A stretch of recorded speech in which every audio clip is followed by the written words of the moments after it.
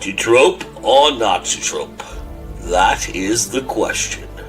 And whether you choose to behold its merits, align its purpose, or disavow its petulance and codify its moroseness, one will be drawn for all time. Conversations will be had, and its sacred keeper, the one AF Stewart, may reside over this procedure, but make no mistake, it is you, the Horde, playing judge, jury, and executioner, and while civil tongues will prevail, the question remains, even if sullen by blood, is it time to answer the call to trope or not to trope?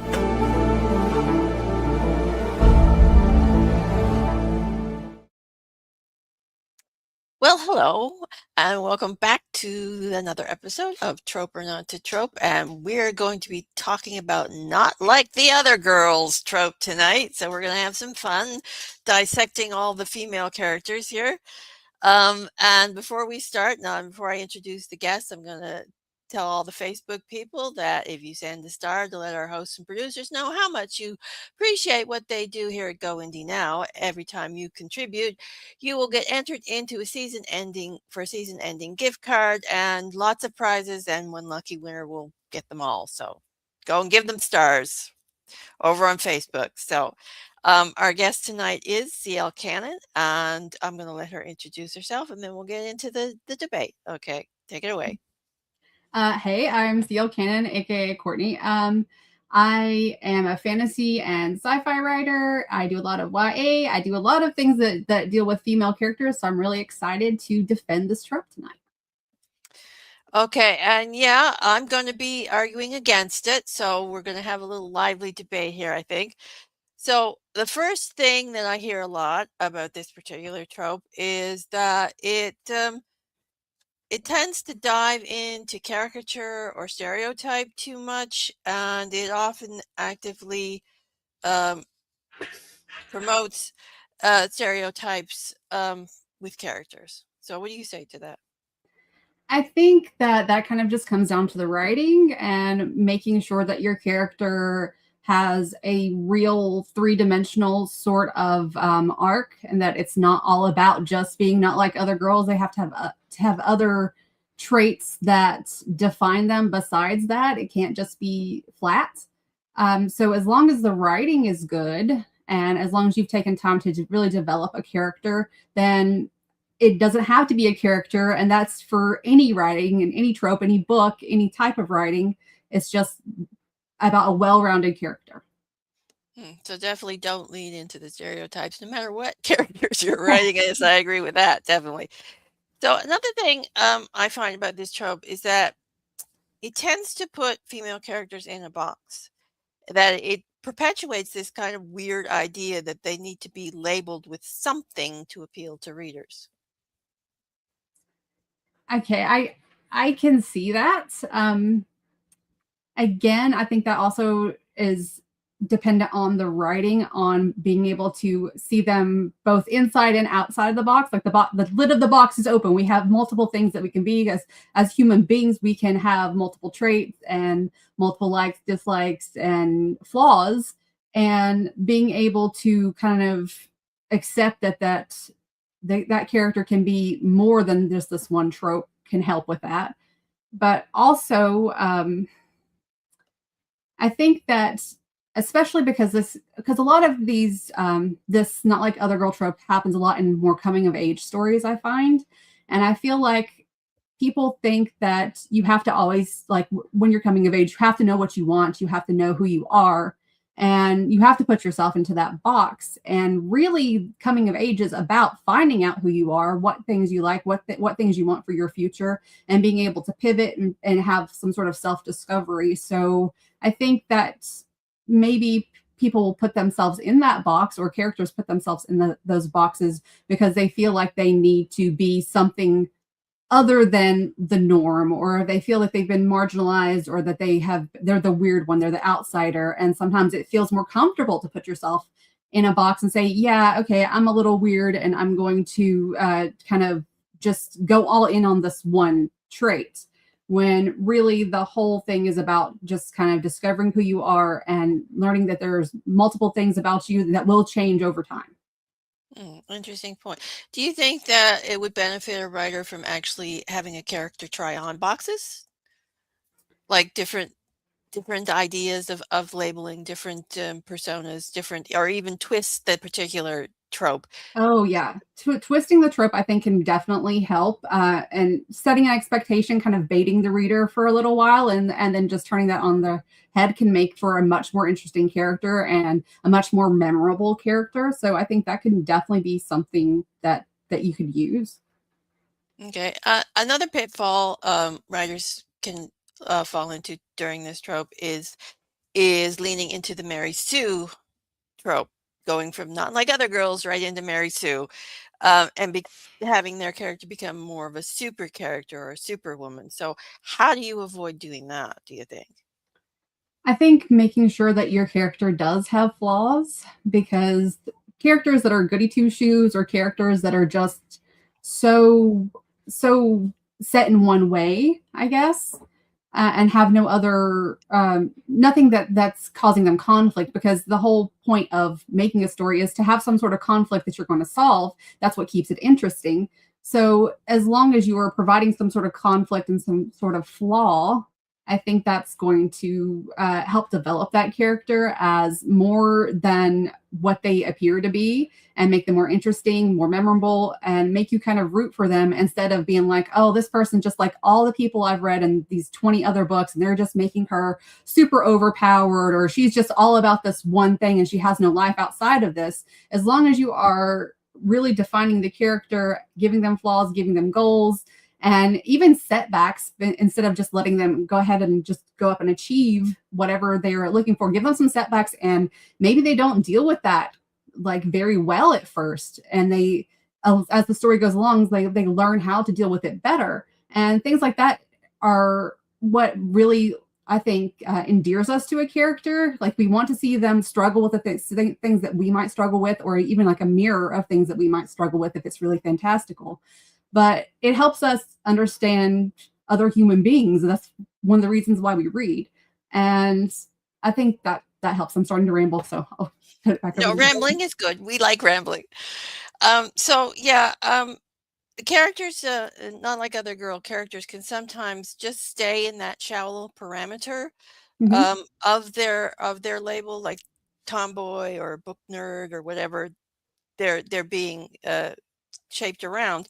So this, of course, is not going to it's going to be a one-dimensional character. So how do you play up that particular characteristic that you want to use without neglecting the others, do you think?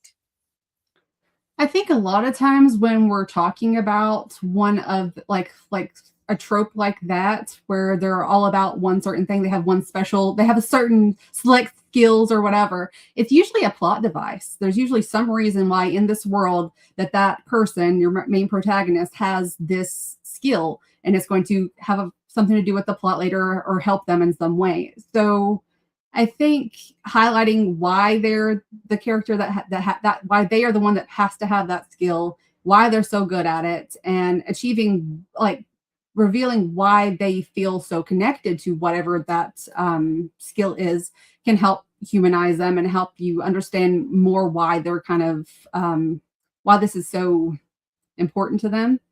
And then also giving them skills that are maybe a little bit parallel to these to this main skill, that can kind of show different sides to their character. And yeah, I guess. Yeah, I would think having setbacks and bringing in the flaws you mentioned into that particular scenario would help a lot for Yeah, making the character three-dimensional as well. Because if she has this skill that she's very good at and kind of breezing through things and then hits a bump in the road, there's going to definitely be some character development there. yeah.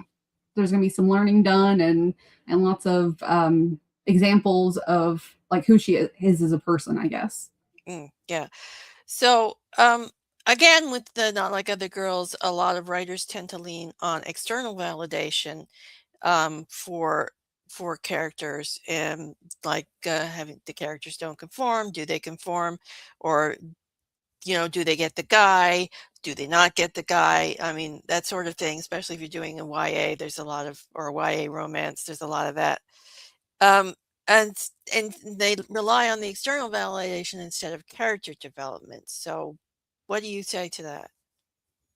I think that there are aspects of that that are important, especially depending on what genre you're writing in and what's expected from your audience. Of course, there's certain things that you're going to want to hit on that may be kind of cliche like that. But also, I think setting the character on a journey where they learn something is also really important. And that I'm trying to think of the best way to say this. That like once they go on this journey, this can be about their personal growth, but can also sort of like affect other characters. It can affect the reader. The reader could have some preconceived notion, and then through this long journey that they have throughout the book or throughout multiple books, if it's a series, they can come to realize things that they might not have realized about themselves through these characters. So I think that's really powerful. That's interesting to play the characters off on each other, that external validation, and have them discover that maybe that external validation isn't exactly what they need would be an interesting. Yeah, Exactly. that's an interesting way to play it anyway. And so Heather says hello. So hello. Okay, so and I think sometimes the not like other girls trope can also wrongly elevate a female character or even isolate them from their own gender. Yes. Um, and that's just another form of misogyny. Um, the idea that the character is either better than their gender or bullied by their gender is perpetuating something that I don't think should be perpetuated. I mean, of course, there are instances in real life where these things happen, but I think it is in fact a form of misogyny. So, what do you think about that? I think that this trope does really lead into misogyny because you don't really see this trope with male characters. Like if a male character is different in some way, then usually it's some quirk. It's really quirky. It's really cool. He's a little, it's celebrated. It's more a positive thing. And then in girls, it's usually very negative. Oh, she's too prissy. Oh, she's too into, she's really into swords and she's kind of weird or something like that. And it does kind of alienate women from other women. Even in real life, it can do that. And we're putting people into boxes. And when we're doing this, we're closing ourselves off from experiences and life experiences, I guess, that we may actually get some value out of. So one of the notes I've got here, let me see. I'm so much better when I look at what I've written than when I'm trying to do it off the top of my head. Yeah, me too. Okay, I've got wanting to find yourself outside of stereotypes doesn't mean that you hate other women. It just means that you're still trying to figure out who you are and that you're trying to be vulnerable, which is really important with trying to connect with other people. And if you give yourself time to do that, there's nothing wrong with that. And finding out that you have flaws and that other people have flaws, and sometimes those flaws actually can be good things in the long run. Things that you thought were flaws could be something that's a virtue to someone else or that's a help to someone else. Or comfort to someone else, especially like maybe like you feel like you talk too much and somebody else actually gets really a lot of comfort from you talking to them. Or, there's lots of things that we perceive about ourselves that are not always true. And being able to kind of flip that on that head and try to see from someone else's perspective, especially another female, is really important. And I think allowing characters to have flaws, to go on these journeys with each other, and to kind of try to find a greater meaning and understanding of how other people are is something that should be done with this trope. I don't think that we should try to be against other women and try to have like competition against other women, which does happen in real life, but it's all still rooted in misogyny. It's something that we've kind of been trained to, that they're just too much different than me, when really we're all more alike than we probably realize. And acknowledging that and taking the time out of like your life or your character's lives to explore and turn that on its head can be really valuable to a character's arc and to just the reader and the experience that they have with that character or that series. If that makes any sense. Yeah, yeah, it does. And I think that if you do want to have like a bitchy character Oh yeah. in your book, or sort of like this rivalry, then a good idea, I think, is to balance it out with, say, another friendship or something, so that it doesn't feel as isolating or as like it's like this sort of competition and rivalry as much. Or Yeah. give that bitchy character like somebody that she's like ride or die for, and you see their relationship is really positive, and then maybe have your main character find a way into that relationship that's positive, you know. So I understand what you're saying there. Yeah, because I know with my cozy paranormal mystery, I had kind of like this bitchy rival character Mhm. because she was kind of, one of the suspects. I won't tell you whether she was the murderer or not, but we get a different facet of her at the end where the whole conclusion happens. So you see a different side of her. So maybe she's not so bitchy anymore, but maybe she is a little bit. Or But still, giving them motivations for why yeah, they're bitchy, you know, like there could be something that happened in their past or something that's causing like something they're going through right now that you just don't understand because you haven't taken the time to know them. So yeah. yeah, definitely. So, another thing that pops up with this particular trope is that it can somewhat degrade being female, that you have to be sort of different or to be special, Hmm. which I kind of don't like. It's like, why can't just this ordinary people just be a badass? Why do you have to be this different, singled out sort of a character to be a badass? Just like have an ordinary housewife suddenly turn into a superhero or something. Right. Good. Oh, go ahead. No, I was Okay. pretty much Okay. done. So I've got a little bit written down about this because this trope challenges rigid gender norms more than I think it encourages them, or is against that, I guess, because it allows women to kind of see themselves in the protagonist, and they can feel like they're cool. They can like science, they can like sword fighting and dragons and the color blue without anybody having a conniption fit, and they can just embrace some aspects that are considered more masculine, I guess, by society, and that kind of helps people kind of accept themselves or accept their weirdness or their uniqueness. But also, if you can turn that on its head and actually have a female character that does represent some feminine traits, or have a character that represents both and kind of is more well-rounded in that area, then you can have someone that you can be really inspired by, and that you can feel comfortable and not have any shame about. And you can kind of consider that behavior to be more normal after you have read it. Like somebody has the same quirk as you, they have a disability like you, there's something about them that you thought was a flaw in yourself, but after you see them dealing with it and how they deal with it, maybe inspires you to deal with it in a certain similar way. Or it's just being able to show all those different sides of someone and embracing femininity with masculinity and saying, these can both coexist together and we can be proud of both of them, I think is the way to kind of subvert that. Oh, you can't be, if you're going to be like, if you're not going to be like other girls, you have to be very masculine, when you can really be both. Because there's not really no masculine and feminine in any ways. It's just a construct that we have kind of come up with. So we can just embrace being a person and having different likes and dislikes and things that we're good at and things we're not so good at, and not have to put ourselves again in the boxes. yeah, I think you may have answered my next question too.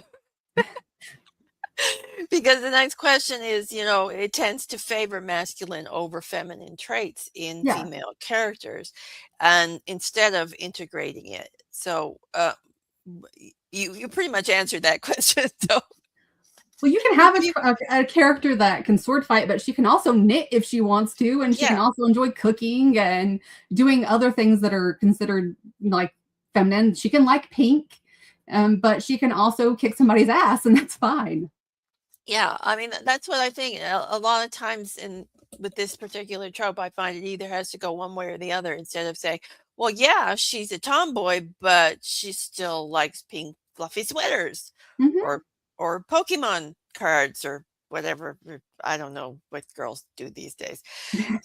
Maybe those Labubu things. I don't know. Yeah, I don't know either. I'm getting too old to know anything It's like other than what my teenage son told I me. don't understand the whole Labubu craze. I mean, they're Yeah, cute and all, but I don't understand why people are going nuts over them. But I don't either.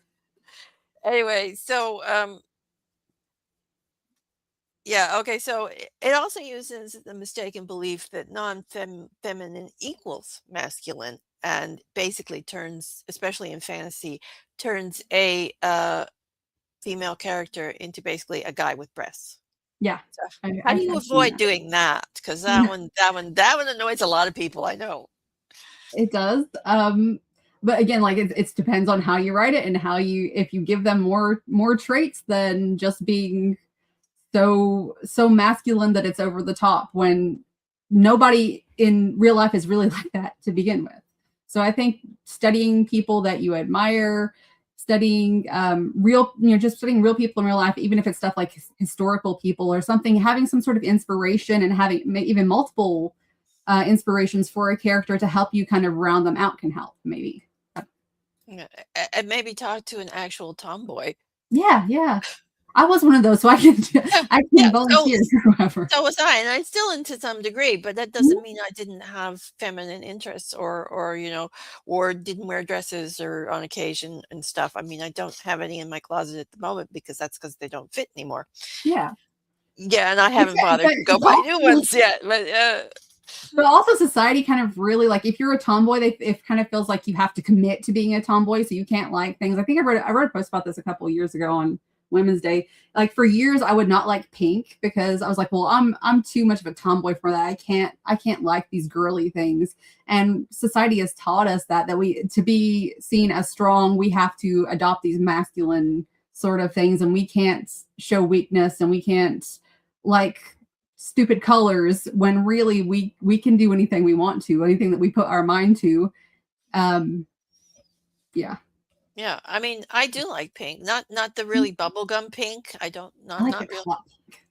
but I like the kind of that dark cherry pink. Oh, that's pretty. Yeah. Yeah, I really like that color. But anyway, so okay, I also find this trope often dismisses femininity. Okay, apparently I can't say that word very well tonight. Instead of integrating it somehow femininity is bad with Hmm. this trope, which I don't understand at all. That is still kind of rooted in the whole misogyny of it all, because anything that's feminine is weaker or bad or less than, but we can still subvert that by highlighting all the things that traditional femininity might not always portray in such a good light. Like we can have a character who is really a really good mother, and she can still be able to go fight a battle, or she can still be a whiz at some sort of magic or whatever, and not placing them in little boxes, little check boxes, and making them be one or the other is the best way to kind of subvert that. Being able to be multi talented and to celebrate being a lot of times, like, you either have to pick up the sword or you can go be a mom, and you can do both. You can do all kinds of things while also taking care of another human. It makes it harder, but that doesn't mean that you can't do it and that you can't do it well. So just I would like to see more characters that have more feminine struggles, and but are also able to go save a kingdom, or go on a treasure hunt, or do really cool things, because it can be done and it's not represented enough. Yeah, yeah. Virginia McLean has a book like that. I don't remember the title of it, but her main character is a mother and has to go out on a quest and save the I think it was her. I think they're her partner. She has to go out and save her partner while dragging the kid along. So Oh, that sounds good. I'm gonna have to look that up. yeah, I don't remember the title. Sorry, Virginia. I'm bad at titles sometimes, but anyway, yeah, all her books are good. I've read her other series as well. I have not yet read that one, but it's on the list. So Yeah. Anyway, yeah, and so and Heather loves a nice dusty light pink. So That's pretty too. yeah. Okay, so and sometimes it can actually go the other way, where it actually presents as feminist, but it's not. It becomes more label focused and sexist instead. So how do you avoid that pitfall of it? Can you give me an example? I'm not sure about. Well, it's like a girl who, she's a tomboy and she's, doesn't want anything to do with any of the girly girls because girly girl stuff is bad. Right. And so, yeah, so it's just like, no, it's not. That's kind of a sexist idea Yeah. of label focused again. So kind of overkill, basically. Yeah. Yeah. Okay. I feel like I'm saying the same thing for this, but it's also writing well-rounded characters, but making sure doing a reality check, like you said, and checking in with people that actually have experience in whatever you're writing in and who are kind of similar to who you're writing about. And also just kind of trying to subvert the tropes in the first place. Having somebody that is like that, but maybe they secretly want to be more feminine. They have something that they really are really interested in, but they're afraid to ask. And maybe they befriend somebody that is super feminine along the way, along their journey.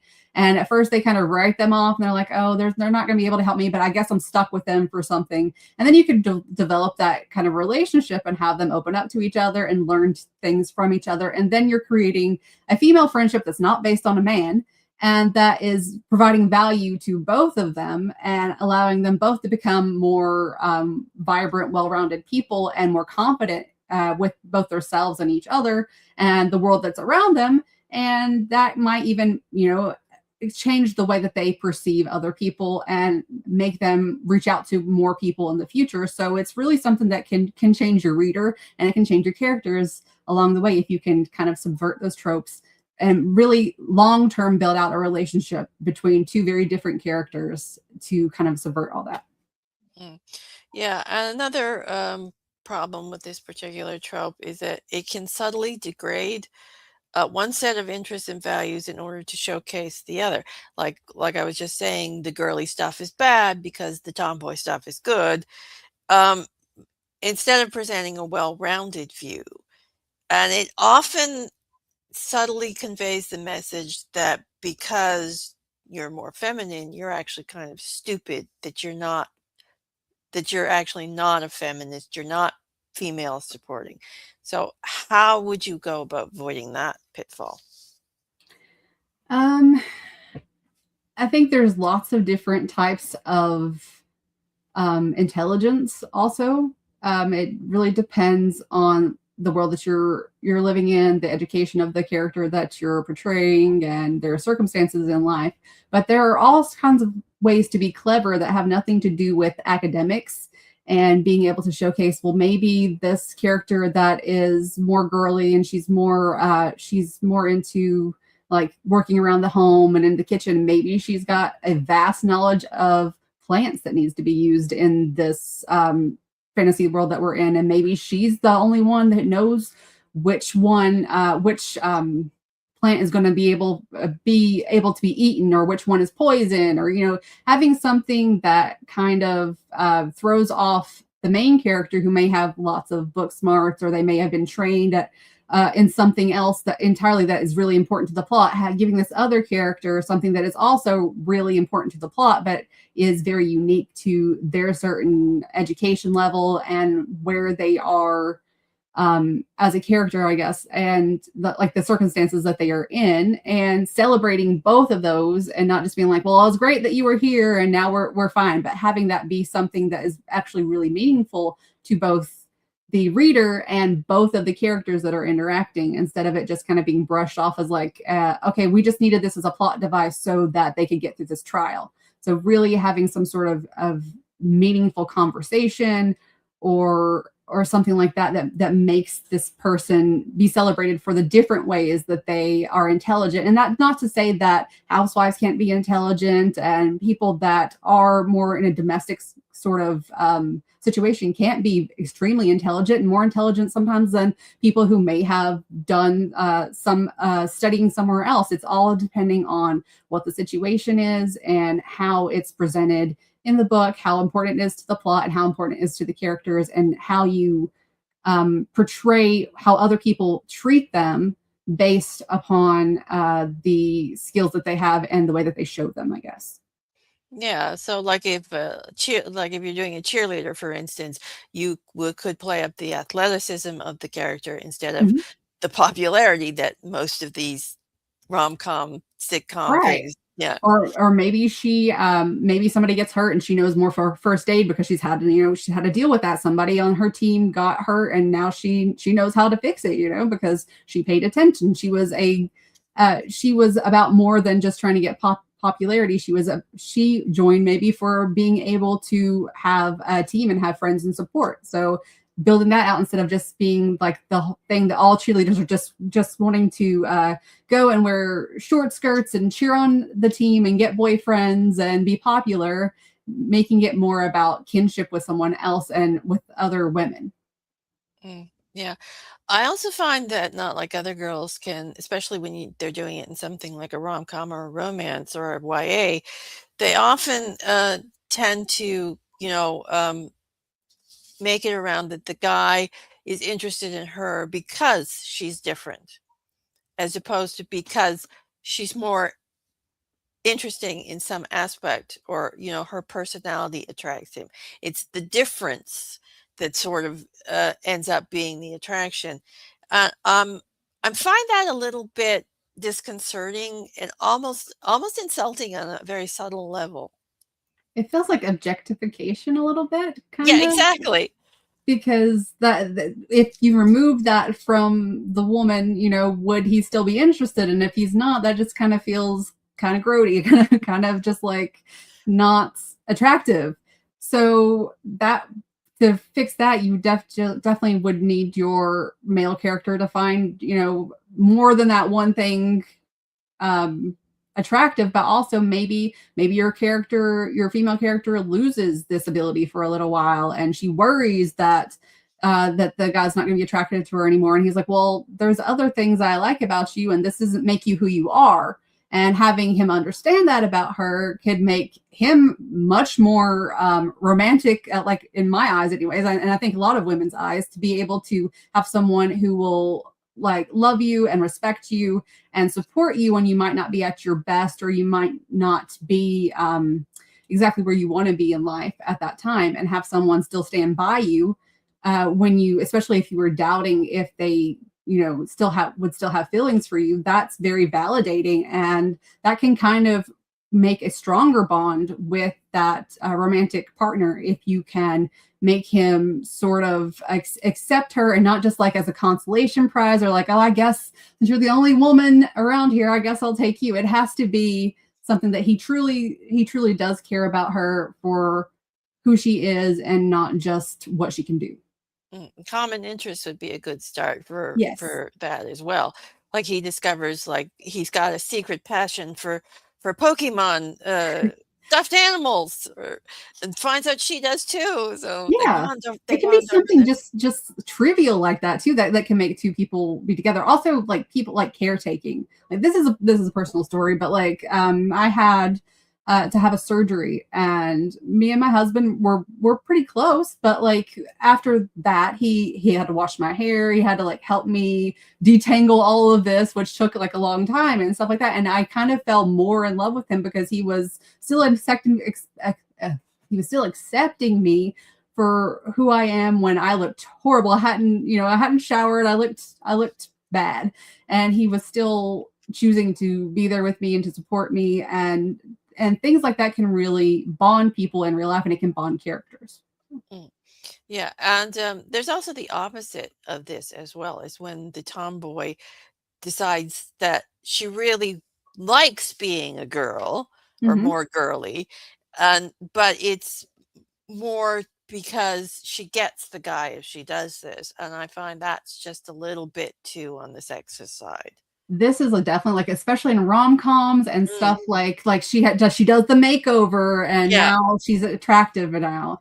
And that again is a flaw in the male character, I feel, and making sure that you can make that male character, maybe he secretly liked her before this. Maybe you find out later that he had a crush on her before she did that, and maybe she can still like things about her new appearance, but maybe find a happy medium in between that she feels more comfortable with, and not feel kind of trapped by, if I go back to the way I was, or if I slip at all, then I'm going to lose him, or I'm going to lose this person that really cares about me.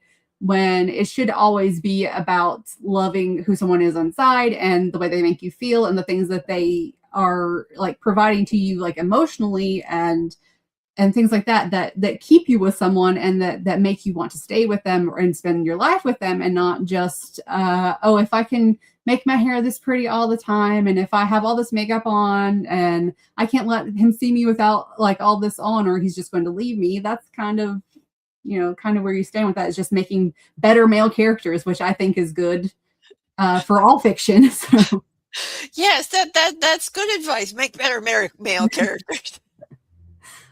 But yeah, see that's what bothers me about that particular scenario. It's not that a tomboy decides, she wants to be a little more girly, because that's fine. You mhm, know, if you want to dress up and you want to put makeup on, you want to do your hair, and feel better about yourself because you're looking a different way, or you're looking maybe a little prettier.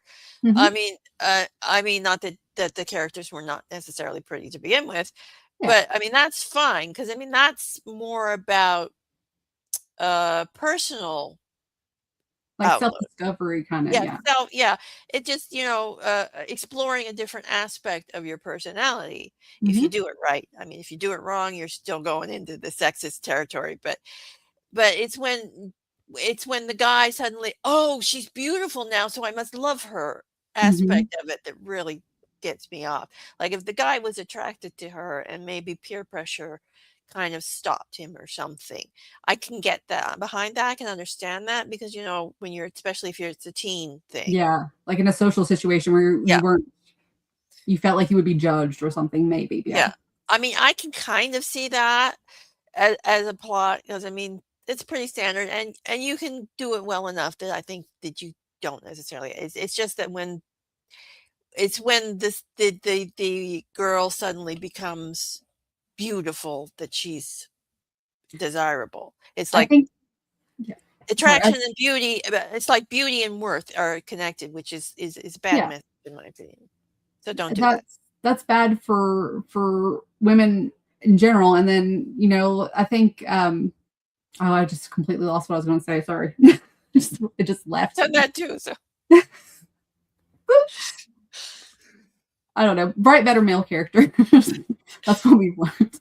yes, yes, right. Male characters with integrity. Yeah, yeah. And not and don't make them so shallow. That would be helpful.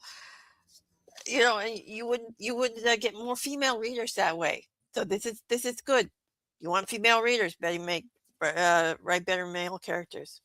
Which actually is a good segue into the next question, which is this particular trope often uses the male gaze to create Mhm. female characters instead of using an actual female point of view. So what do you have to say to that? Um, you can still use like a male point of view and still kind of appreciate a woman without objectifying her. I think if you can notice things about her personality, the way that she treats other people, I think you can still be positive in that way. But also just changing the point of view of where the way you're writing. You could write third person. You could write from her point of view. You could write from another female character who is in that world. And even if it's just for a chapter, if you've got alternating chapters, alternating points of view, you can still make a woman be a more rounded person and not a character or an object for another character by humanizing her through other characters and their perspective of her, and especially things more about her personality, how she moves through the world, the skills that she has that may not be like the main, not like other girls' skills, but things that define her as a person. Yeah, definitely. So it can sometimes also perpetuate the myth that interesting, powerful, or complicated women are the exception and not the rule. Okay.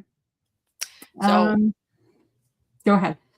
So I was just saying, how would you sort of counteract that impression if you're using this trope? Like they're kind of too cool, I guess. Is that what you're trying to say? Well, Or it's like no, it's like the rest of the female characters are just ordinary, and because she's this and this and this, she's the elevated one, oh, so right? she's super special, and the other characters don't have as much Yeah. worth. Yeah. Okay, that again is coming down to how you're writing it, and if you have anytime you're writing any book, you of course want to spend the most of your development on your main protagonist, but having background characters and secondary characters that are again well-rounded and have B and C plots and have aspects about them that are interesting and that also keep the reader's attention, that still reflect on your protagonist by the relationships that they have with them and the journey that they're going on with them. That is like a way to kind of give them value and make them beloved by the readers as well.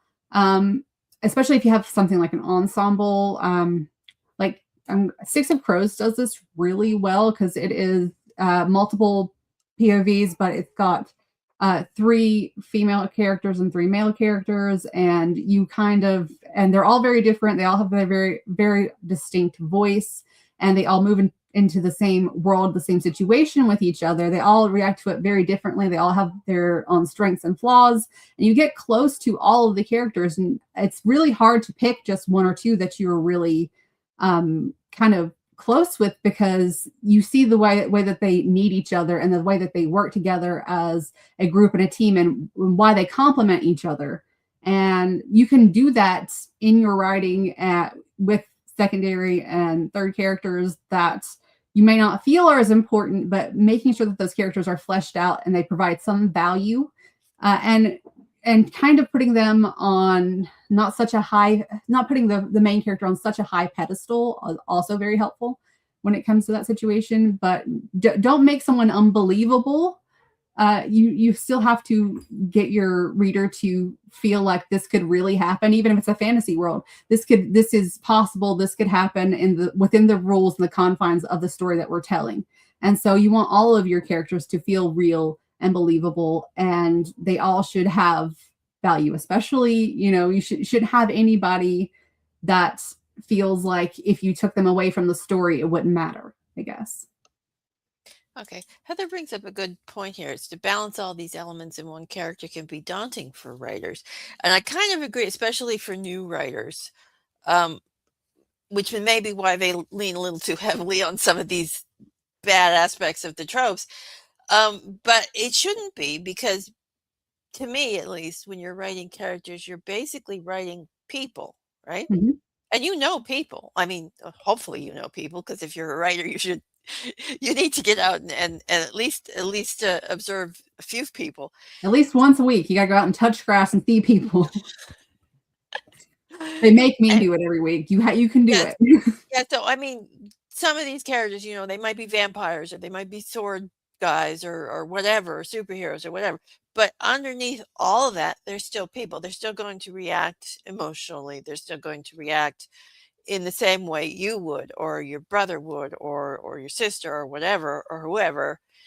I mean, so you need to take these things that you see and observe in your everyday life and stick them in your characters. So it may seem daunting, but it's not really, if you just look at it from that point of view. So what do you think about that? I think this is something that you should probably try to work out in when you're first building your characters up. What I like to do is kind of do like a list of all the things that I know about this character, and as I think of more things, I'm going to add it to the list, and everything I add to the list kind of sets the precedence to like how they're going to react to whatever's coming up in the plot. And so I kind of get to know them really well until they feel like a friend. And then I can know, well, I know what this character would think about this, and I know the joke that they would make here. And so they become real people in your head more than just names on a piece of paper. And so if you can take the time to really get to know your characters and kind of map out and just take some time to explore them and make sure that they are different. They have different voices and they have different likes and interests and things about them that are unique, just like every person in real life does. Then that's going to make a stronger character that's more memorable, that more people fall in love with, and that can really make your story special and believable. And I think that's probably the best way to do it.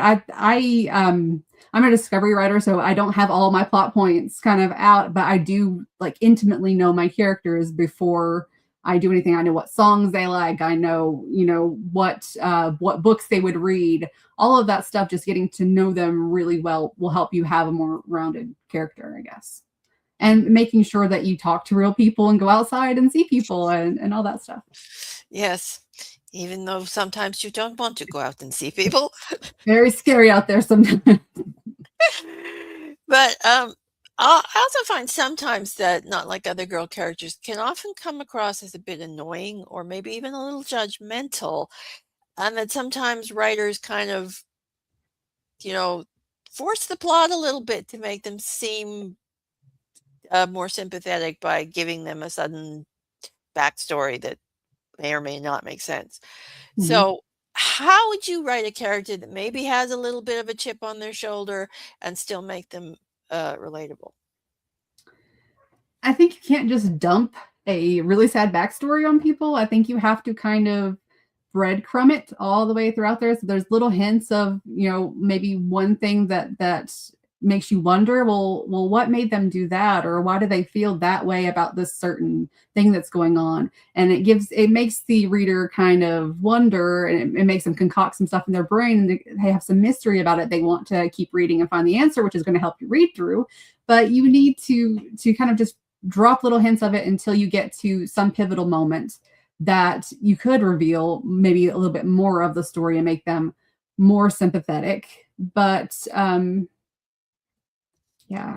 that's the best thing I know to do is just I feel like that's kind of what to do in most writing. You don't want to just trauma dump all of this stuff and make something that's unbelievable, or that seems more like a plot device, or that seems just too convenient to have actually happened. You're going for realism, even if you're in a fantasy or sci-fi setting.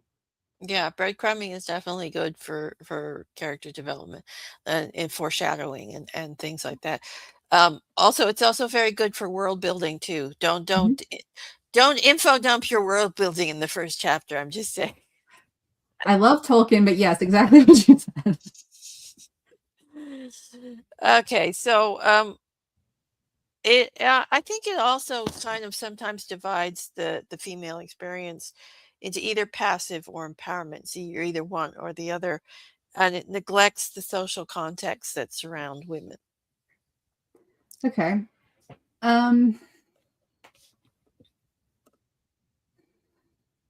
mean, again, it's writing. If you're going to have a woman be more passive in something or more active, it really depends on where you are in the plot and giving other characters something to do besides the main character. It's not, I know it's the main character's show basically, but having other characters do important things and letting the main character take a back seat sometimes, or learn something from them and do something that is more observant than actiony, can still be character growth and character development and still benefit all the characters and make that feel more rounded. Yeah. So have a secondary character save her ass once in a while. Yeah. So, okay. It also kind of sometimes neglects nuance and social barriers, giving kind of an odd privilege sometimes to, or a cool status to the not like other girls characters. So how would you go about avoiding that? This one is one I had written notes down about, because sometimes, like, this a lot of times is portrayed as somebody who's just really super cool, someone who just has it all figured out, and she's just she's not like other girls, but she is still pretty awesome, because she's so different. And a lot of marginalized communities maybe don't feel that, and as like a lot of girls, especially when they're growing up, feel very othered and like outsiders. It can be because they're just a little quirky, because they are on the spectrum, maybe, or they're neurodivergent in some way. They don't feel like they fit in with other people. They have bad body image. They have a different culture than most people. They have a different sexuality than somebody, than the norm, or what's the norm, or there's a racial difference or things like that. So that can feel very othering, and it can be something that I do think is a problem with this trope.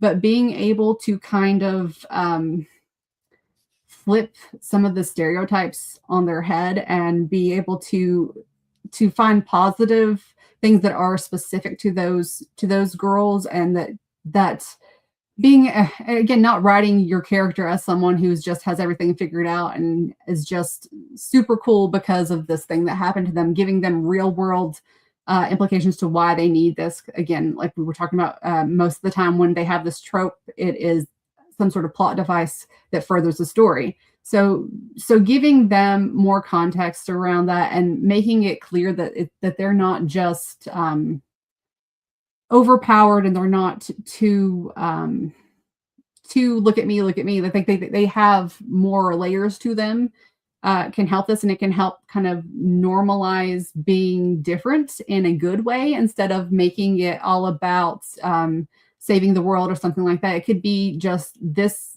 thing helped me be able to talk to this other person, and that made me feel better, or that helped me through this time in my life. Or there's so much things that you can do with character development that are not actiony and that are more internal, that I feel can really resonate with everyone, all of your readers. And I feel like that is something that you should try to do, and you should really avoid trying to make your character just too overpowered with the way that they have their whatever the not like other girls trope, whatever it is that's perpetuating that in your story. I guess being very well-rounded, being very intentional with the way that you frame those powers that they have, or those traits that they have.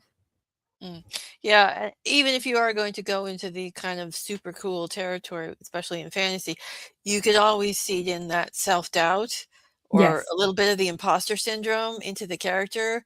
So it's like she appears to be super cool, but underneath it, she's going, "What am I doing?" Yeah, she's got so much anxiety, she's barely functioning right now. Yeah, exactly. So it kind of also perpetuates this idea that women are a mysterious entity that needs special treatment instead of writing them as a human being. And what would you suggest to for that particular aspect of it to avoid being mysterious entities? um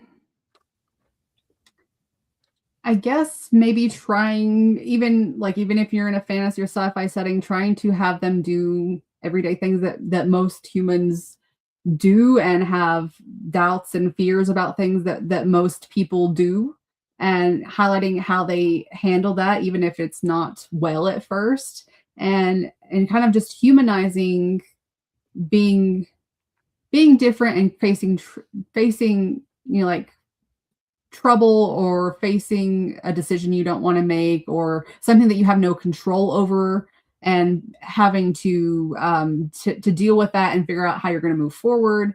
But being able to kind of just be more humanizing to that character, and making your reader feel like they could be just anybody, but they've been placed into this setting that maybe is not as everyday as it appears, but giving them real, more trivial, I guess, concerns to think about and to interact with, that again makes them more real to the reader. Yeah, so ground them in a little bit of reality, and decide, they're one of these people that can't figure out which cereal to have for breakfast. Yes, you're so much better at saying the stuff I'm trying to pull out of my brain. Yes, that's exactly what I mean. Okay, so I think I'll wrap it up here. Is there anything else you want to say about the trope? Can I give a couple examples of some that I really think Go, are very positive? go right ahead. We Um, got a little time. Okay, I think Katniss Everdeen is like the perfect example of being, she's not like other girls, but there's valid reasons why she's not like other girls. She's got the survival based sort of skill that she's had to use to like feed herself, feed her family, and to survive the Hunger Games, And there's people like Jo from Little Women, who uses her differences in a positive ways for all the people around her, but she faces so many like trying things, and society and everything is against her, but you still really love her, and she's so endearing to you because of the way that she acts, and it's not too much. She's very humanized. Eowyn is another good example of somebody who could have been like very, very prissy, very, I don't know, kind of put into this norm of being, oh, I'm too masculine for this because I want to go join the army, but she still has some very more feminine, I guess, fears of of death, of being able to kind of get through this experience, and about her self-worth. There's lots more going on than just wanting to go fight a man's war. And Robin from Stranger Things, because I feel like she is very, I guess, representative of somebody with ADHD, because I feel like she's like a carbon copy of me sometimes, because it just feels nice to have that sort of representation, that somebody can be free with other people and kind of ramble and be a little crazy and still be accepted. And I think that was a really good representation. So yeah. Okay, so if you do want to write this trope, go study those examples that Courtney just gave us, and know how to do it right. Okay, so I'd like to thank you for being a guest. It was a wonderful chat. We had a good discussion on the trope, I think. Thank you for having me. Hopefully people learned some stuff. Yeah. And so that's it for this episode, and we'll be back next month with another trope and another guest. And so I'm going to say that's it, and it's always time to go indie now.